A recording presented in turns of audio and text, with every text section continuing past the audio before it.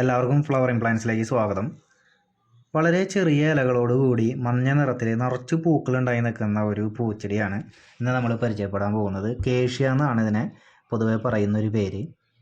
ഒരു ചെറിയ പൂമരമായിട്ട് നമുക്കൊരു ചട്ടിയിൽ വളർത്തിയെടുക്കാൻ പറ്റുന്ന ഒരു 8 ഇഞ്ചിൻ്റെ ചട്ടിയിലോ അല്ലെങ്കിൽ ഒരു 10 ഇഞ്ചിൻ്റെ ചട്ടിയിലൊക്കെ വളരെ ഈസിയായിട്ട് വളർത്താൻ പറ്റുന്ന ഒരു പൂച്ചെടിയാണ്. പൂക്കൾക്ക് കാര്യമായിട്ടുള്ളൊരു സ്മെല്ലൊന്നും ഇല്ല. ഈ ചെടിയുടെ പൂക്കളും ഇലകളൊക്കെ പലതരം അസുഖങ്ങൾക്കും ഉപയോഗിക്കാം, മെഡിസിനായിട്ട് ഉപയോഗിക്കാമെന്ന് പറഞ്ഞ് കേട്ടിട്ടുണ്ട്. പക്ഷേ ഇത് എങ്ങനെ ഉപയോഗിക്കണമെന്നോ എത്ര ക്വാണ്ടിറ്റി ഉപയോഗിക്കണമെന്നോ അല്ലെങ്കിൽ എത്ര ദിവസം ഉപയോഗിക്കണമെന്നൊന്നും എനിക്കറിയില്ല.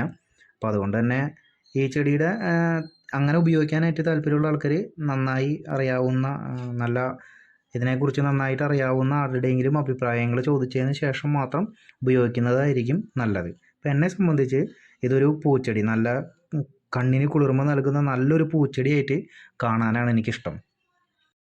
കമ്പ് കുത്തിയിട്ടാണ് പുതിയ ചെടികൾ ഉണ്ടാക്കിയെടുക്കുക. പക്ഷേ ഇത് വളരെ പെട്ടെന്ന് തന്നെ വേര് പിടിച്ച് കിട്ടുമൊന്നുമില്ല. ഇത്തിരി ബുദ്ധിമുട്ടാണ് വേര് പിടിച്ച് കിട്ടാനായിട്ട്.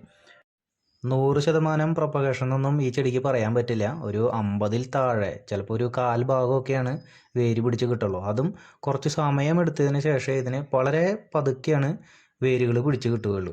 ഒരു തവണ വേര് പിടിച്ച് കിട്ടി പിന്നെ നമ്മളത് മാറ്റി നട്ട് കഴിഞ്ഞാൽ പിന്നെ പെട്ടെന്ന് നശിച്ചൊന്നും പോകില്ല. അത് കുറേ കാലം നമുക്ക് ഉപയോഗിക്കാൻ പറ്റും. നമുക്കൊരു 10 ഇഞ്ചിൻ്റെ ചട്ടിയിലോ ഒരു 8 ഇഞ്ചിൻ്റെ ചട്ടിയിലോ ഒക്കെ വളരെ ഈസിയായിട്ട് വളർത്തിയെടുക്കാൻ പറ്റും. മാറ്റി നടുമ്പോൾ ചാണകപ്പൊടിയും എല്ലുപൊടിയൊക്കെ ചേർത്ത് നല്ലൊരു പോട്ടി മിക്സ്, കുറച്ച് ചകിരിച്ചോറൊക്കെ ചേർത്ത് നല്ലൊരു പോട്ടി മിക്സ് തയ്യാറാക്കിയിട്ട് നടുക.